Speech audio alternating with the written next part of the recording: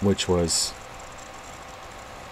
part of Tibet, Nepal, India, and I believe it was Pakistan. You can take a look at what I posted.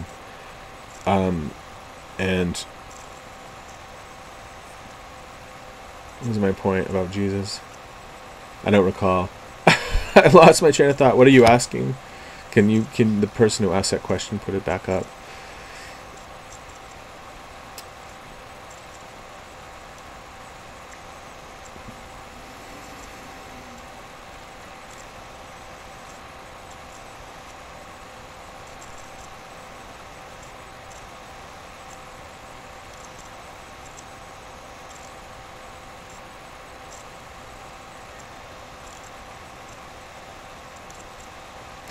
Well, yeah, I mean, I would be happy to do that. I mean, if you want to jump in, you can hear. Yeah, I mean, if you don't have iTunes, you don't have to go to iTunes to get it. You can go to tsl.org and just download whatever it is that you want. But I mean, if you want to collect and download videos, I mean, definitely download the Angels series, from tsl.org. Mother teaching about all the archangels. Each of the chakras, in addition to being ruled by, and I'm pointing to my third eye right now as I say this, in addition to being ruled by and the third eye angel is Raphael, who is an angel from the canonical Bible, and the angel of healing. Well, each of the chakras, in addition to having a Chohan associated with it, when I was talking about Arthur before and Germain on the 7th, seat of the soul chakra, there's also an archangel and an archaea associated with each particular chakra. But she teaches about all of the archangels. Can I come up with them? Is that yeah, let's see here if I can do it. It's gonna be tough. Alright, so Crown, let's see here. Crown is Jophiel and Christine, who's an ascended master, lady master, and used to be an embodiment as one of the publishers at the Summit Lighthouse at Summit University Press. The third eye, let's see, what am I doing? Okay, Crown, third eye, Raphael, and Beloved Mary. Throat chakra, Michael and Faith. Heart chakra, Chamuel and Charity. Solar plexus, yeah, it gets dicey down here. Solar plexus, let's see. Ooh. Well, I'll tell you, base of the spine, the lowest, the chakra, which is considered the fourth chakra, is Gabriel and Hope. Gabriel was the archangel of the Annunciation. Also, obviously in Matthew and in the canonical Bible. Zadkiel and Holy Amethyst are the archangel and archaea of the seventh ray. Why can I not think of sixth? Can't think of sixth right now. I'll have to look that up for you.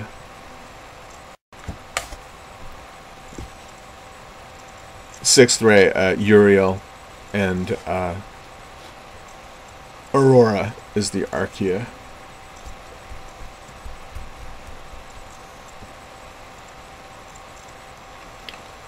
Uriel, and Uriel is mentioned, I think he's mentioned in the Quran. The canonical Bible that we have, the King James Version and the Catholic Version, don't mention, to the best of my knowledge, I don't know that Uriel is mentioned in those books. I know that definitely Michael, obviously, Raphael, and Gabriel are the three that are mentioned. I think the Uriel is mentioned in the Quran, and I know that he's mentioned in the suppressed. I think he's mentioned, if not in Enoch, in another one of the suppressed books, the pre-Nicene Council books, which they're typically like the four, I guess, in other traditions, also with us as well. they're so powerful that they have a direction associated, like a weather vane direction associated with them. So I believe it's, generally speaking, and my quote unquote colors, or my associations, we talk about color in terms of Mark and Elizabeth Clare Prophet codified the chakras for people. So before, there are different beliefs in the Eastern paths. Well, third eye isn't green, it's really blue or pink or whatever, and the heart chakra is some different color. Well, we have a very specific set of color coding, and it helps that everybody's on the same page when you're focusing, of course. And but to me, and I believe that this is the true teaching, Gabriel is the archangel of the west, Raphael is the archangel of the east, north and south. I want to say Michael is south and Uriel is north.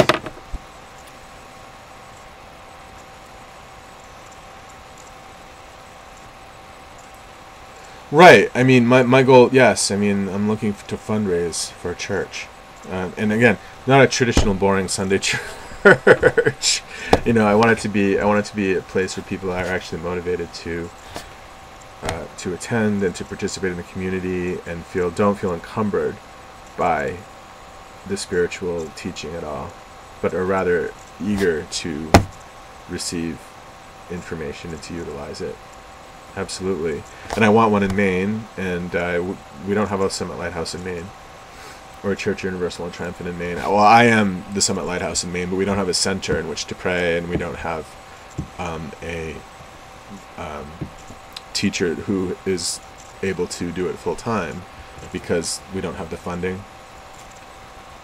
But I'm interested in starting one, certainly, and I'm a Holy Orders member, so.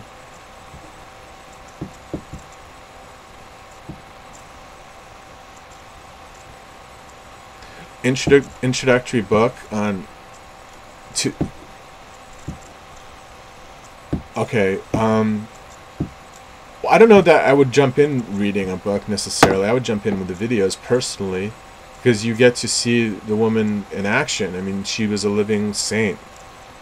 She was a living guru. So why not watch her on YouTube and study those? What you might find is that, you can string them together. So if they're saying, well, this one is in 4 parts or whatever, just make sure that you're hitting all 4 of the parts. But I mean, a great way to start would be to watch the series of the eight major mystical paths series, which is available at tsl.org, and listen to the Sunday lectures, and go to the Ascended Master Library. Sign up for an account, a free account at tsl.org. Look up the Ascended Master Library, and when you go there, hit the sample page and just listen for a couple of hours. Listen to her give a sermon for 2 hours, and study and pray along with the information that she reveals to you. And that's listening to her is a fantastic way to be introduced to her. I mean, there are controversial books out there, and I think that with all the publicity the church got when people were going out to Montana in droves, which basically there was an exodus, in the early 90s, naturally people have written about it, to look at the Dharma firsthand, and then I would go out and look at how other gurus and sages, what they're saying and what they're teaching, and find the good ones, and definitely, maintain a very broad understanding of what the landscape looks like from a theological perspective. I wouldn't want to be influenced in advance, I suppose, is my point. And I don't think that, I think that you should take religion and develop your own path to the ascension to whatever extent, in whatever manner you need to do it. Absolutely. There's no right way. I mean, we do believe in one teaching, of course, and and by that I mean there are alchemical truths, in the world, and some people who are heavily into scientism want to try to discredit that, but it doesn't mean that it's not reality. Certain forms of prayer are going to change your environment. You are going to benefit from prayer in a way that is detectable to you. It's not just, I hope God, and my experience in Catholicism at the very least was that ran this way, and I don't consider myself an active Catholic, but I am culturally Catholic, and I feel that I am associated with the Catholic Church, and I belong to the confraternity, so I suppose I am Catholic if I'm participating in the apostolic works of the Dominican friars. But we don't just have to pray and hope to God that God is going to answer our needs, and that somehow if those needs aren't fulfilled, we have failed God or we're being punished or tested. And I think that that's what I disagree with. That's where I part ways with a lot of the Catholic teaching. And I'm not saying that it's necessarily part of the true Catholic set of beliefs or the true doctrine, but I think that people teach it in the church, and so I object to that part of it. What I believe is that when people have needs, you keep dynamically praying until those needs are met by God, because God wants to help you always wants to provide for you, always wants better for his children. And it's a question of, well, can he get to you in time, and can he find you in the rat race of humanity, and that's my argument with atheists. Well, atheists try to say, if God loves us so much, if God exists, why is there murder in the world? But God isn't the one endorsing murder. God isn't even necessarily able to prevent horrible things from happening all the time. That's why we pray, because when we pray, we cut a path to God so God can find us, in other words. So to say that horrible things happen in the world so there's no God, it doesn't mean, that doesn't hold water, because God is not necessarily omnipotent. He's all loving, and we're able to and wants to provide. But I don't think God tests humanity. I don't think God sent Jesus to die on the cross. I think man killed Christ, and Christ was sent to be the Redeemer. That is true, and Christ was unique in space-time. And the Golgotha event, as Rudolf Steiner put it, was unique in space-time. But man was not. God did not intend for his son to be killed, in other words. I can guarantee you that. So. But we're taught that. And read Lumen Fide. Like read the encyclical from Pope Francis. It's very beautiful, and there are a lot of very intricate messages in it. But I think that we're taught. When I was growing up, everything was a mystery all of the time. Don't question because it's just a mystery, or whatever, or the resurrection is a mystery. But the resurrection is a set of alchemical principles that were enacted. It's not really a mystery. It appears to be a mystery until you study it, and until you make your understanding more profound. And then it's not a mystery anymore. Then you recognize it as an alchemical truth. I think that's one of the key differences. So.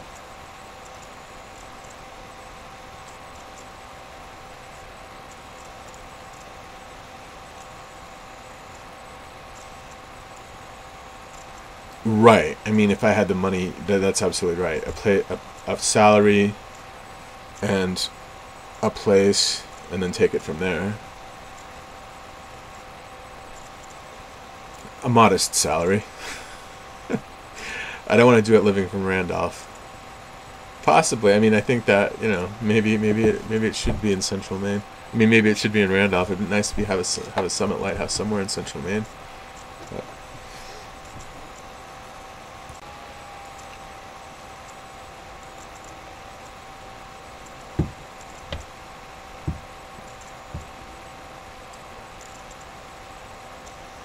Right, that's one way of doing it, is to pray, is to voyage astrally at night.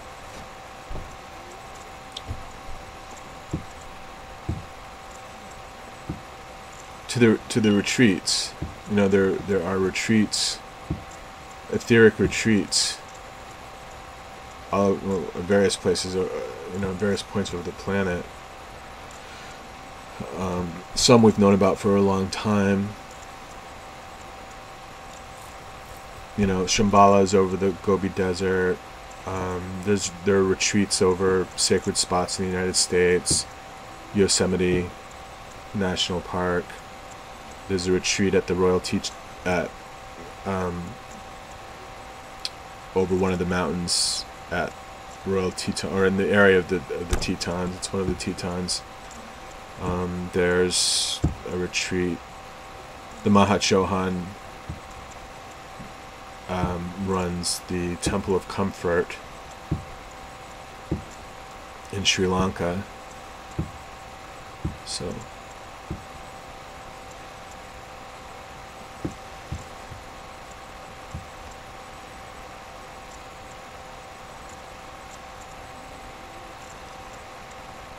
yes, Confucianism is allowed. Absolutely, it's all allowed as long as it's part of the true dispensation. So yeah.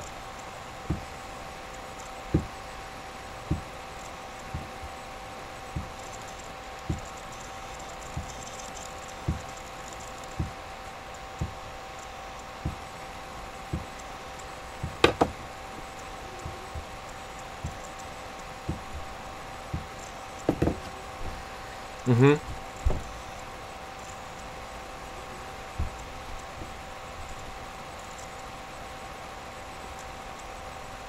John is associated with the eagle. I don't see, and Lipa will talk about this as well.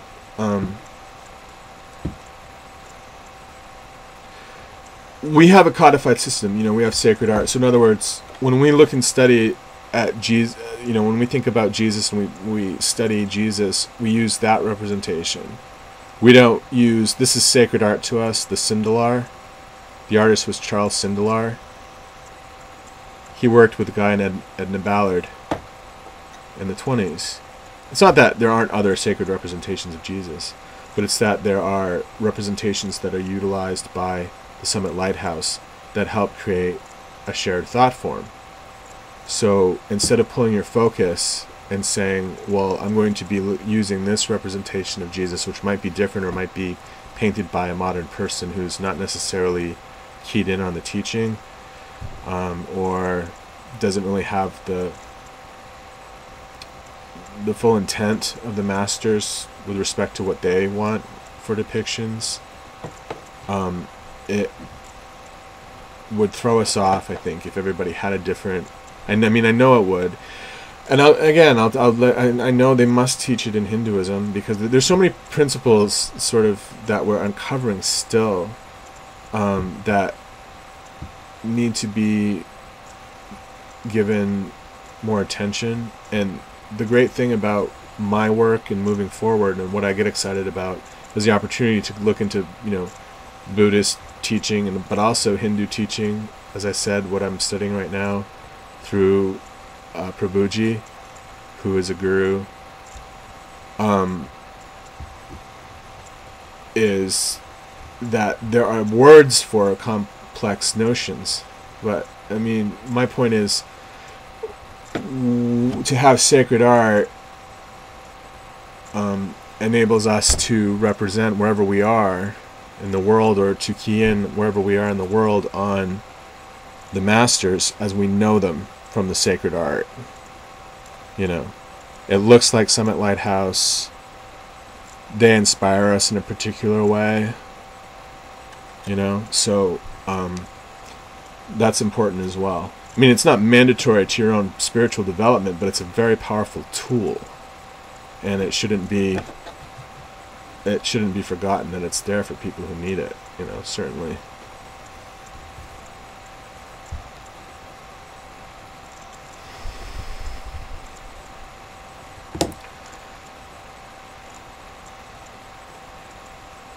I'm looking forward to it too. The rosary. Yeah. Well, I will tell you this, that there's a new version of the Hail Mary that was revealed to Mother by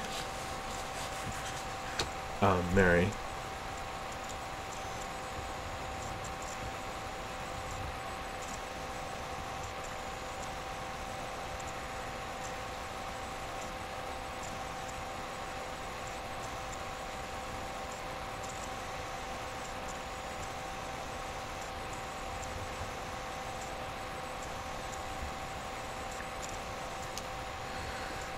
Right, I'll definitely discuss that next time.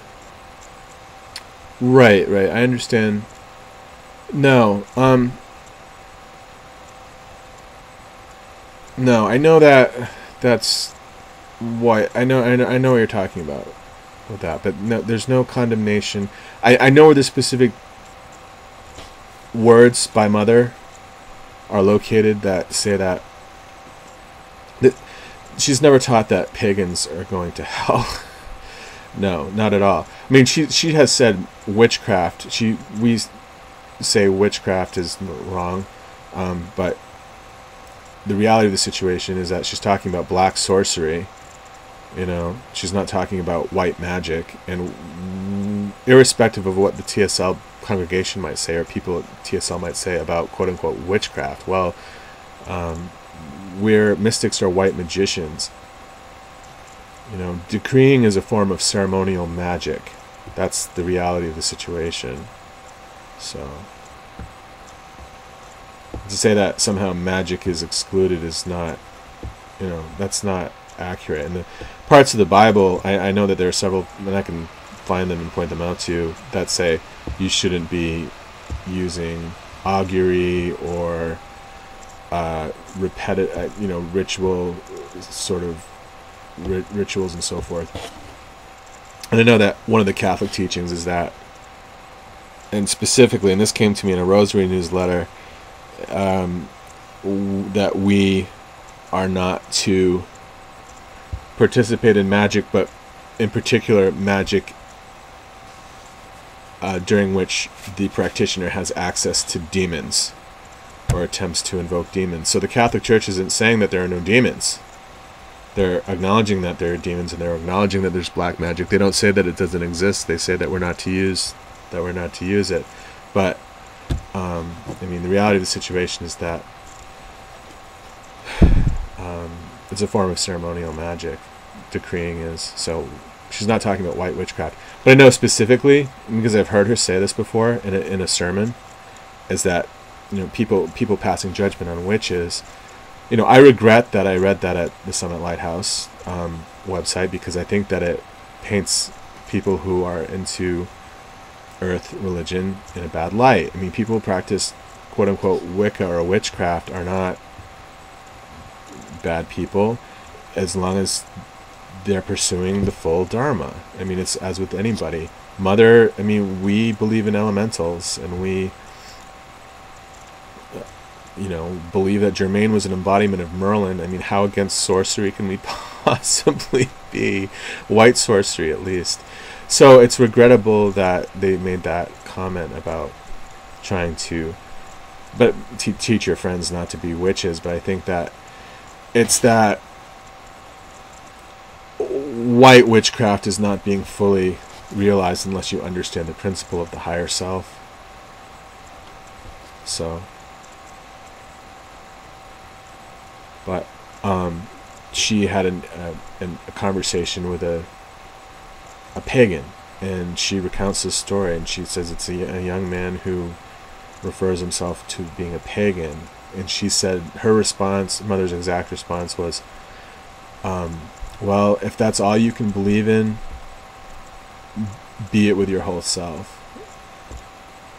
Okay, so that's her response to that. So that's what I say to the people. And I don't know who decided to put that up on the website at TSL. That was Mother's response, though, and she said to the congregation, the message here is, if you're going to be something, be it with your whole self. Don't be a hypocrite. Okay, so that's where I'd like to leave that. And she described him, and again, and I know that that's her point, is that it has to, whatever path you're following, first of all, it has to be according to free will. We do support free will. But I mean, ideally you're going to be pursuing the alchemical truth. And Church Universal and Triumphant, in my view, is the best manner in which to do that. And I would never exclude anybody who is a practitioner of earth religion, but you would want them to understand the true alchemical principles, which I don't know whether they're going to find them manifesting in a lot of Wiccan groups or not. I suspect there's a lot of orthodox Wicca out there that does not sufficiently embody the principles.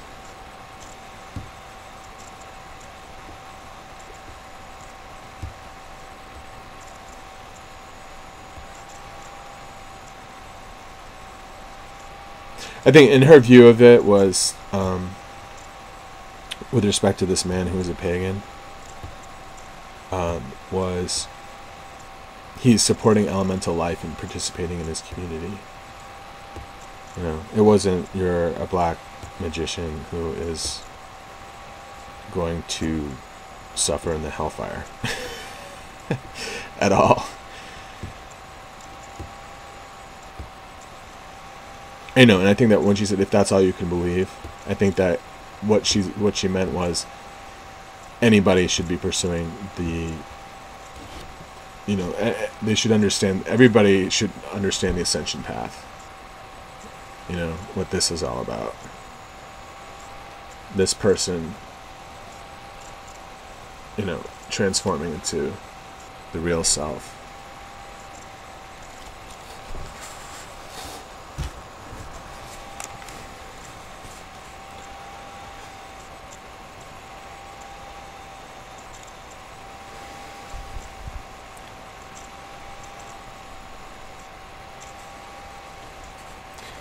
Well, you don't have to call him Christ or Jesus. You have to understand that there's a higher self, and you have to understand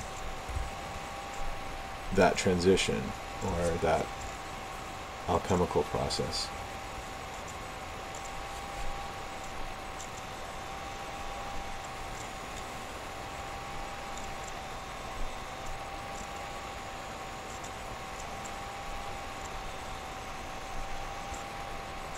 Well, astrology is taught,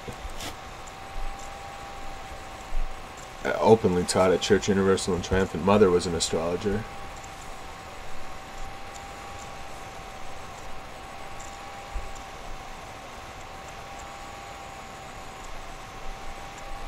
No, it's astrology as you and I would recognize astrology is like the best astrologers, including the best Wiccan astrologers, would recognize astrology. It's not some sort of... No, it's not at all. It's Western... I mean, I've seen her do Western astrology. I think she was probably pretty good at Vedic astrology. I don't know how much...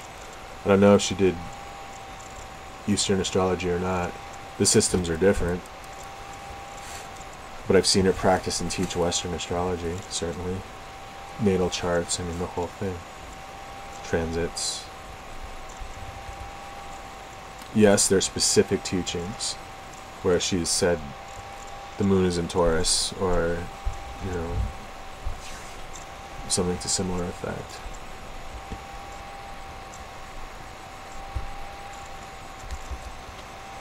Yes, I would be interested in teaching astrology and in learning more astrology,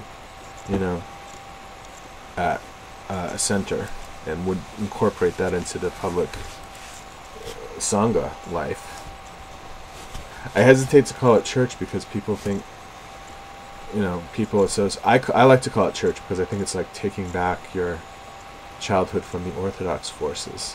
So I don't mind Church Universal and Triumphant, but the reality is it's an ashram, more like, something you'd find in the East. Eastern practice, but we can call it church. The Summit Lighthouse, it's a mystical school.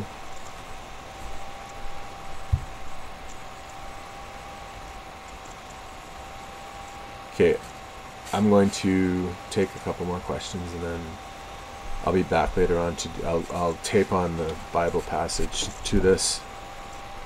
I think I'll read from Job.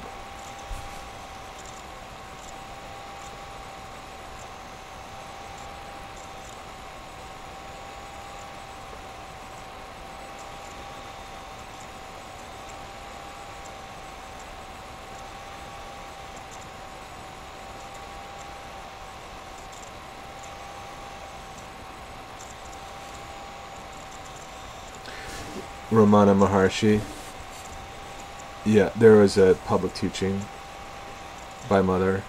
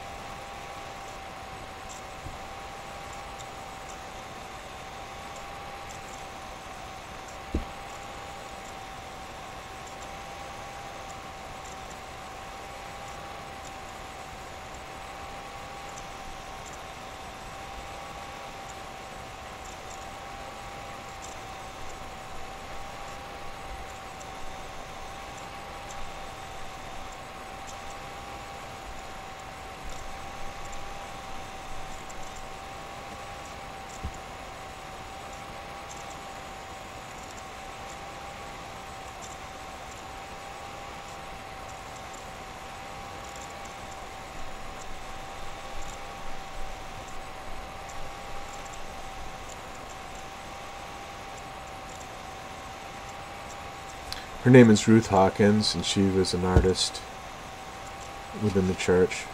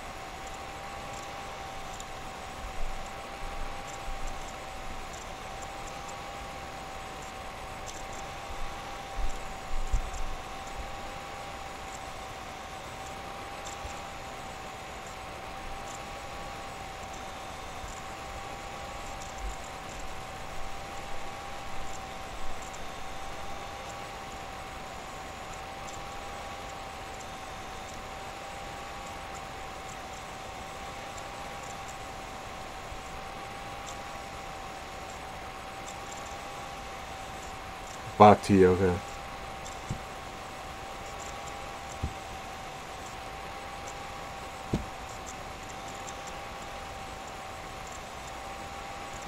BHAKTI Yoga is what that's the answer.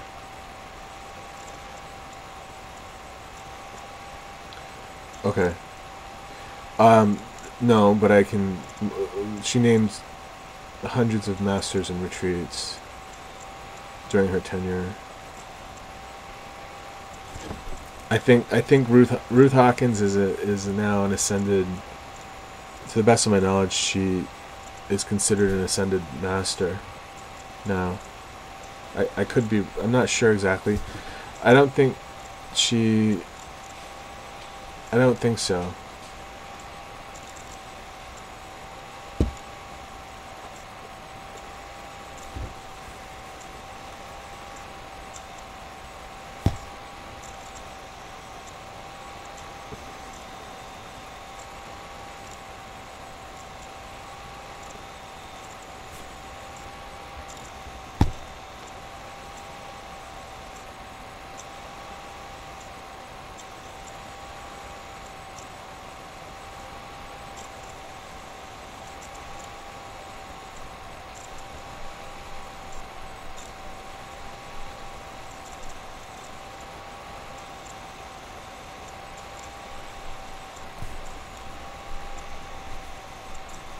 Okay.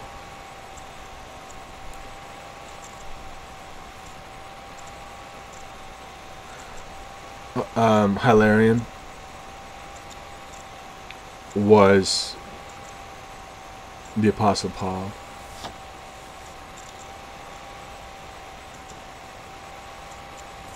Right, formerly Saul, Paul of Tarsus.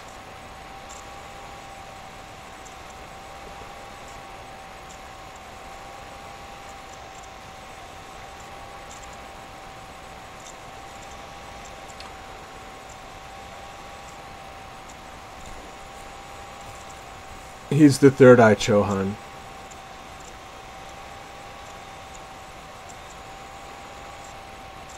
Right, Master Hilarion is the Chohan of the third eye.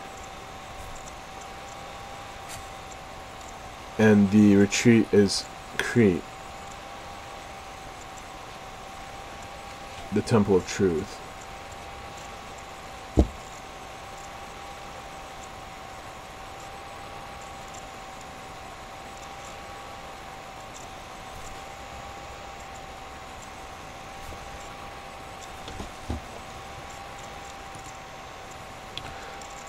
The Apostle Paul, right. Right, so yes, there are many Christian figures from Christian antiquity, but not just figures from Christian antiquity.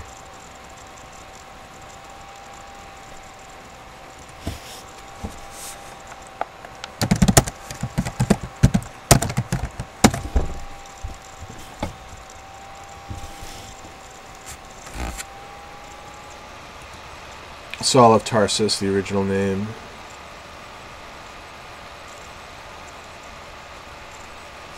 Generally considered one of the most important figures of the apostolic age. Paul used his status as both a Jew and a Roman citizen to, in his ministry to both Jewish and Roman audiences, founded several churches in Asia Minor and Europe.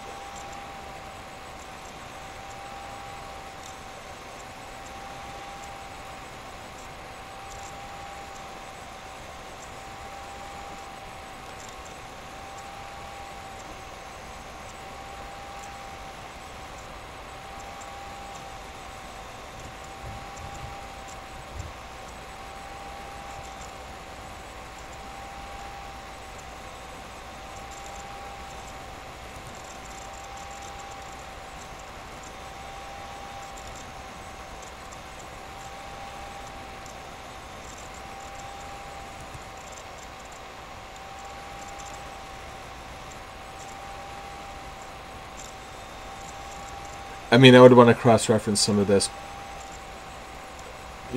certainly, but they're attributing Martin Luther's interpretation, or rather his doctrine of sola fide, to Paul's writings. And sola fide in Latin means by faith alone, which is known as a doctrine of justification by faith alone, a Christian theological doctrine that distinguishes most Protestant dominations from Catholicism, Orthodox Christianity. And by Orthodox Christianity, they mean Orthodox Christianity with a capital O, the Orthodox Church, not Orthodox Christianity in general. Orthodox Christianity and Catholicism are very similar, although the Orthodox Christians deny that more so than the Catholics do, and then it says in some in the Restoration movement. But so that's where Martin Luther differs. One of the points at which it asserts sola fide, or by faith alone, asserts God's pardon for guilty sinners is granted to and received through faith, conceived as excluding all quote-unquote works.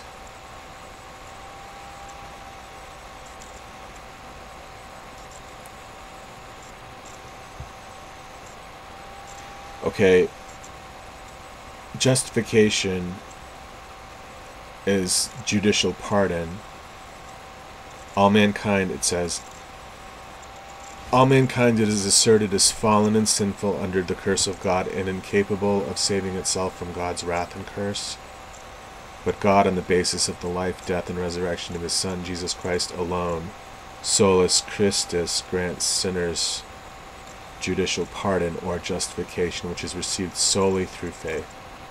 Faith is seen as passive, merely receiving Christ and all his benefits, among which benefits are the active and passive righteousness of Jesus Christ. Christ's righteousness, according to the followers of sola fide, is imputed or attributed by God to the believing sinner, as opposed to infused or imparted, so that the divine verdict and pardon of the believing sinner is based not upon anything in the sinner, not even faith itself, but upon Jesus Christ and his righteousness alone, which are received through faith alone. Justification is by faith alone and is distinguished from the other graces of salvation. Their references, see the Protestant Ordo Salutis for more detail on the doctrine. Ordo Salutis for more detail on the doctrine of salvation considered more broadly than justification by faith alone. So they're getting into, it's, I'm not really reading it that does it in a fashion that does service to it vis-a-vis how it's written here, but that gives you the overview.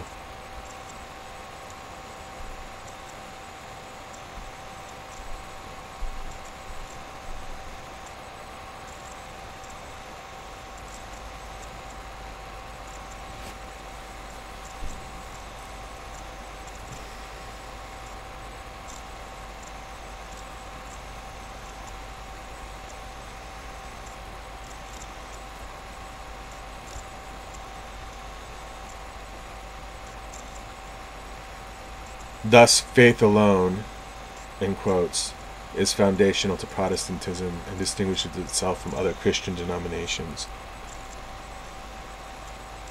According to Martin Luther, justification by faith alone is the article in which the Church stands or fails.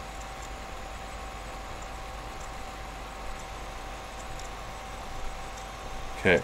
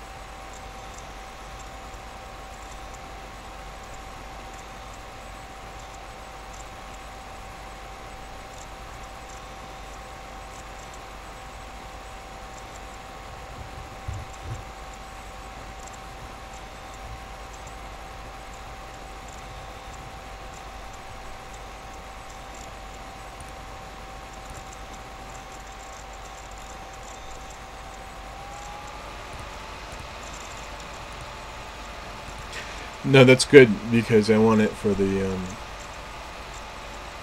my book. I want to write a book on. Well, I am in the process of doing the research for a book on Christology.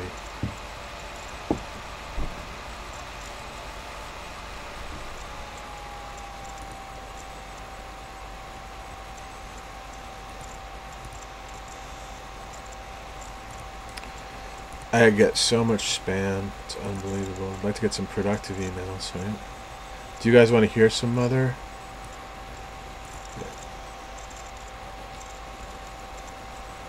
Okay, this is Mystical Path of Hinduism. They're starting off with Buddhism here. I can play that as well, I suppose.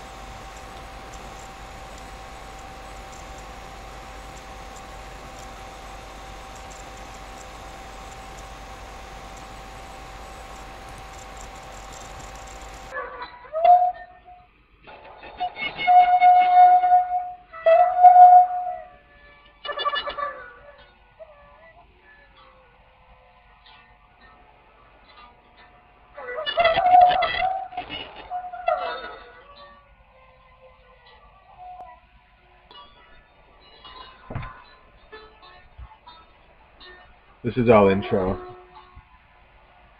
She's coming up. They're running the opening credits.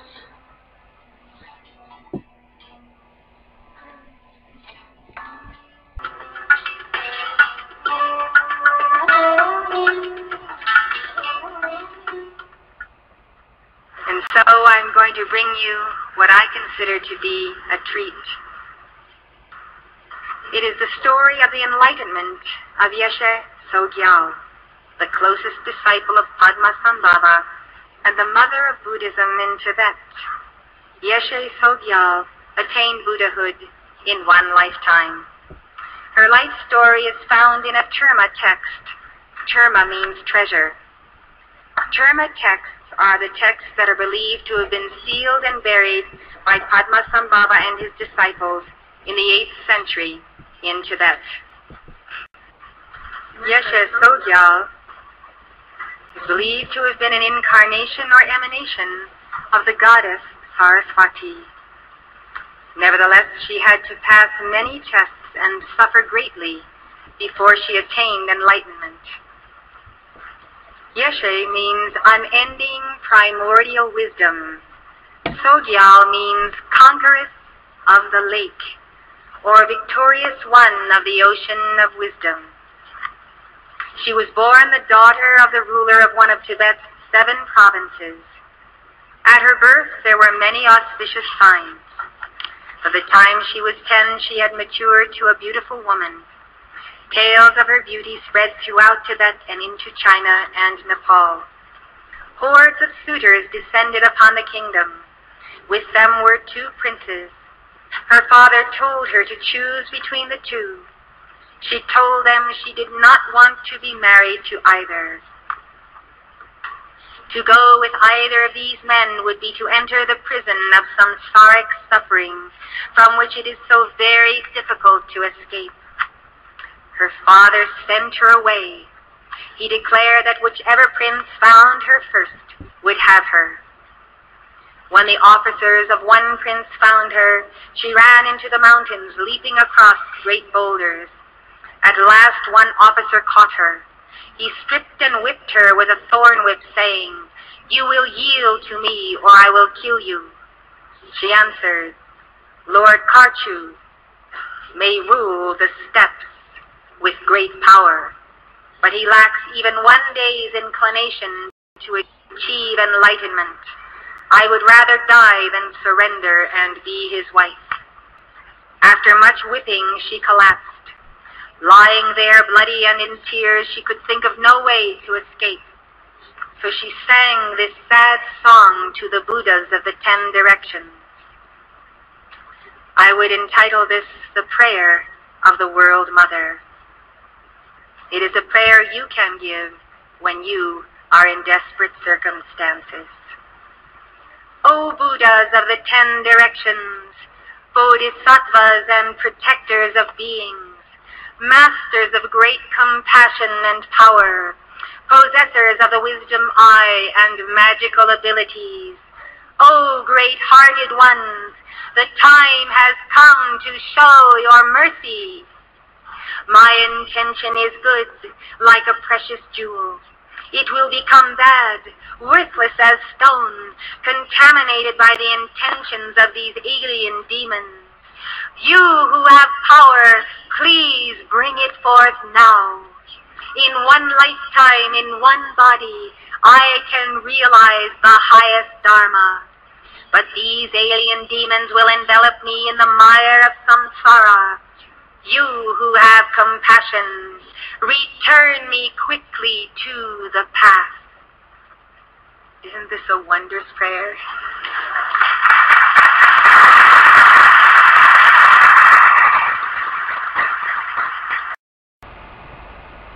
So that's just an example. That's part of a 50-minute lecture that she gave.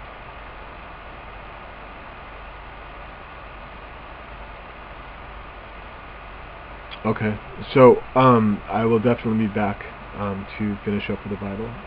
Okay, thank you for listening. Oh, namaste, peace, and people who are interested in talking Turkey about maybe setting up shop in Maine can just message me on Facebook or send an email to benturner214@gmail.com. Also, if you get into my playlist, I left, and this is for all of my friends, college friends, people in Maine, anyone, but in particular, the recording I made was for Church Universal and Triumphant administrators, really, so that you could have a chance to look at my international human rights efforts and to see if the church maybe is in a position to contribute assistance. We badly need financial support, and so I'm looking to get donations so that I can help people effectively. And definitely be in touch with me about that, or anybody who has connections to attorneys in Maine who want to help fund my human rights consultancy. Certainly be in touch with me about that as well. But the recording is in that playlist I mentioned, New Thought Spirituality by Ben Turner, which you can find if you look for it on my YouTube site. And my YouTube site is benturner214. And my email, if people want to talk about maybe starting a church in Maine, is benturner214@gmail.com. Alright, I'll talk to you guys later. Take care.